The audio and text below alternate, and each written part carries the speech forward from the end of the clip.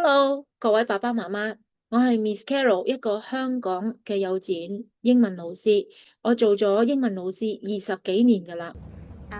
除咗係一個老師，我亦都係一個外婆。我已經有一個1歲1個月嘅外孫女。我由我外孫女1歲開始呢，我就有一個諗法，我要同佢做一個實驗，用5年時間觀察佢嘅英文嘅進度。我每次見佢，我要同佢用全英語互動，同佢玩，只講英文，盡量唔講廣東話。我哋會去公園啦，會喺屋企睇故事書、玩遊戲。我睇佢玩玩具，所有嘅指令、所有嘅對話都用英語，好有趣喎。我發覺我個外孫女佢唔驚喎。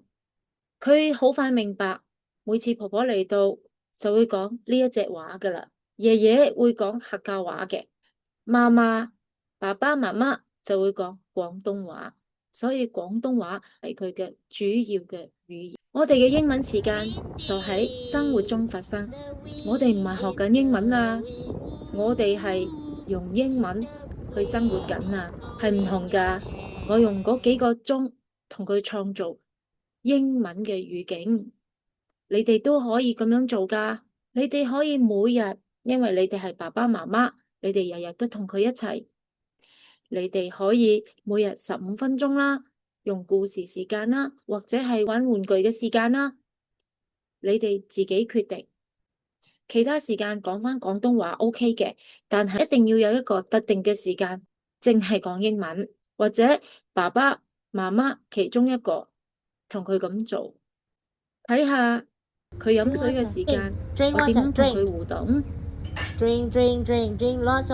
語境呢就係咁簡單噶啦，你就係佢嘅語境創造者。由一個細小嘅習慣開始，你就幫佢打開另外一個世界。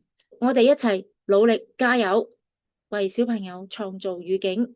大家係咪想我分享多啲？記得訂閱、like and share 啦。語境唔係奢侈品，你都可以為小朋友創造。拜拜。